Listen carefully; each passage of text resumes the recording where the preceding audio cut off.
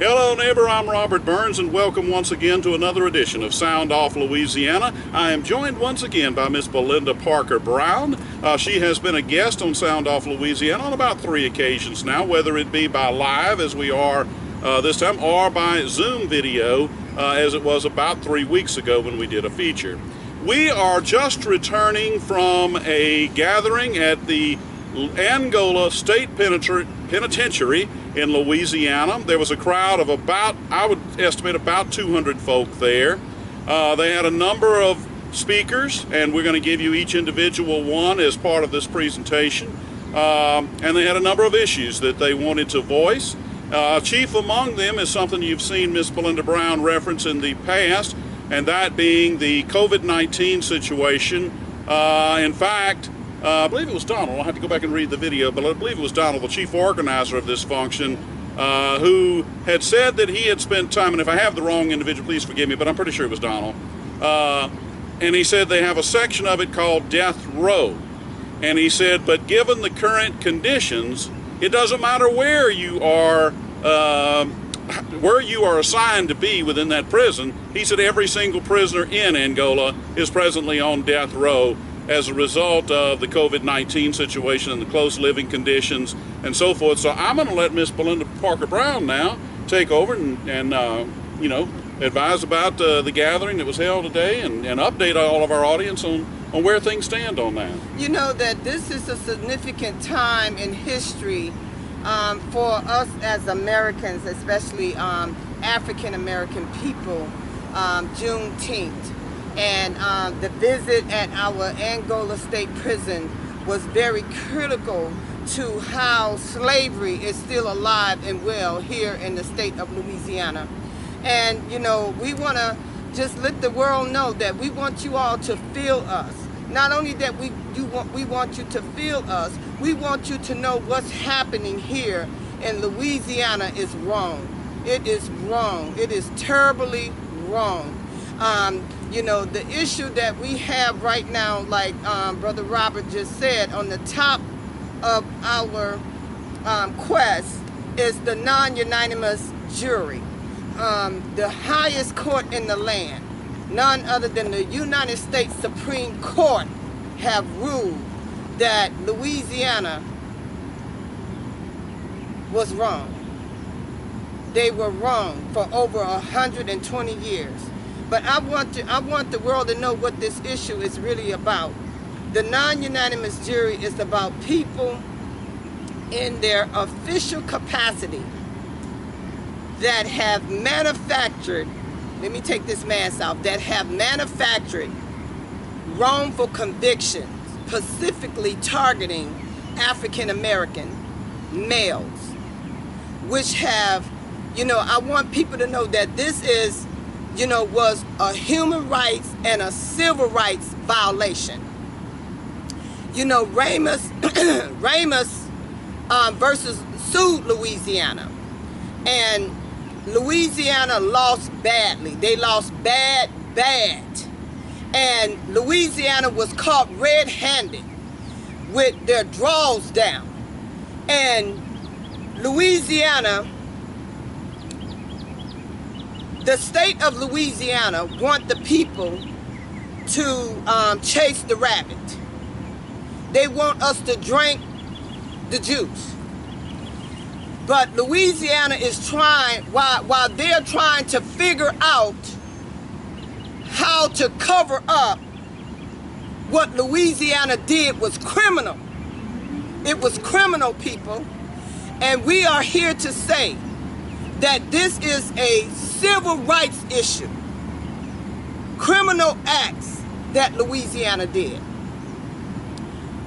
People in their official capacity, willing and wrongfully did this. Wrongfully convicted people under a non-unanimous jury verdict. Whereas the highest court in the land have ruled that this is wrong. And if not criminal what they did. And they're still doing it. This is slavery in the highest form. And we're saying, free them all. We have a case right now with none other than Mr. Earl Victor. We have the documents here to prove that they have been, this is an order, that they have granted this man his freedom. This is an order from the Fifth Circuit Court. And I'm going to give this to you, Robert. We'll be happy to provide it as a link for our And audience. this is also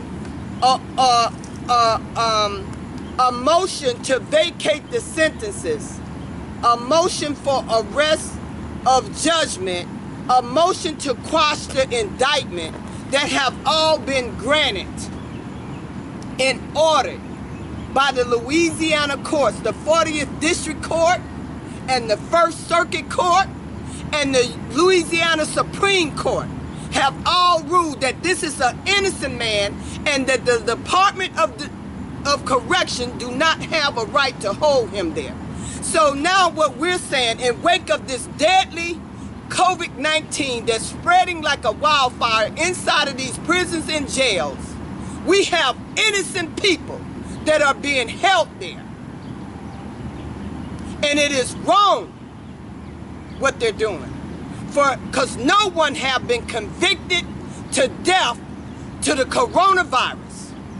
So what we're saying is that for innocent people to be held in these hellhole jails and prisons across the state of Louisiana, and they're using Angola as the headquarters for the quarantine for the COVID-19, it's wrong what they're doing, because innocent people are being held hostage there, and we want them free. So we're asking the whole world to come and stand with us for the freedom of thousands of people that are being wrongfully held hostage, kidnapped inside of these prisons and jails here in the state of Louisiana. Thank you. Well, let me ask you this as we go to wrap up. I know on the last feature that we did, that was a virtual feature, there was a little bit of discontent, maybe a little more than a little discontent, expressed about the lack of responsiveness of Governor Edwards on this issue. And I know from the function we just came from, there were several folks, including one who had a sign. I don't think I got a photo of her sign, but they too expressed some discontent.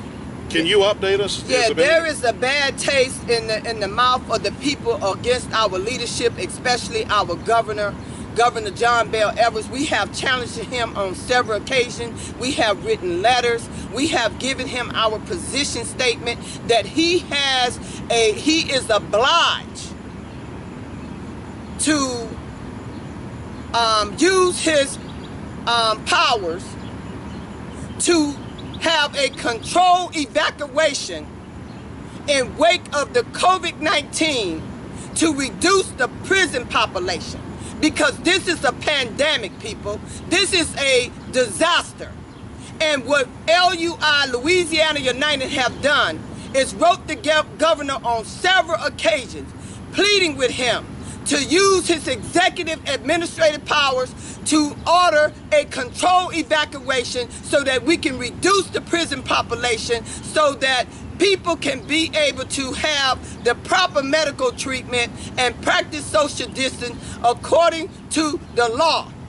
And our governor is giving us a blatant disregard, because while he's fooling around and dragging his feet, people are sick and people are dying inside of these prisons. And what we're saying to him, that they have already determined that it's better that they die, especially innocent people like Reverend Victor.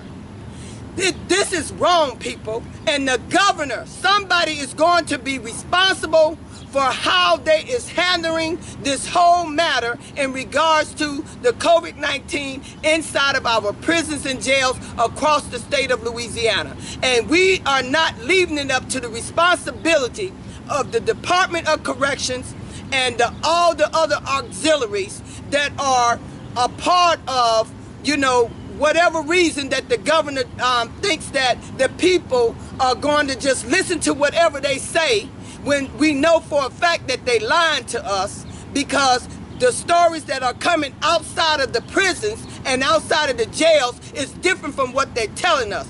First, they told us that they were going to release over 1,200 people, non-violent offenders.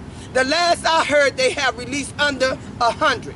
So we don't believe nothing that they're saying to us, and we know for a fact that they're lying to us, and it's time for the people to stand up and hold our government, especially John Bell Evers, accountable for the sick people and the people that are dying inside of our prisons in wake of this COVID-19, this deadly coronavirus that's in our jails and prisons. Thank you. Thank you. And earlier this morning, Miss Belinda Parker Brown actually was able to get me on the phone with Reverend Victor. We were able to talk, and he was so delighted that this message is finally going out, and it's our pleasure to be able to put it out for him. We're going to include direct links for the documents that we've just been provided, and you're always welcome on Sound Off Louisiana. I think you know that, and it's all. Thank you, Robert. Without you and your persistence in order to pursue this type of justice when people are being done wrong, we wouldn't know where to turn. So we really appreciate you. Thank you so much. You're very welcome. Sound Off Louisiana is the greatest. And we even, this is our first episode of an actual video. I know I did a little special one for our new sign. I will once again very briefly express appreciation to a young man about 15 years old, give or take, Mr. Jacob Petrie.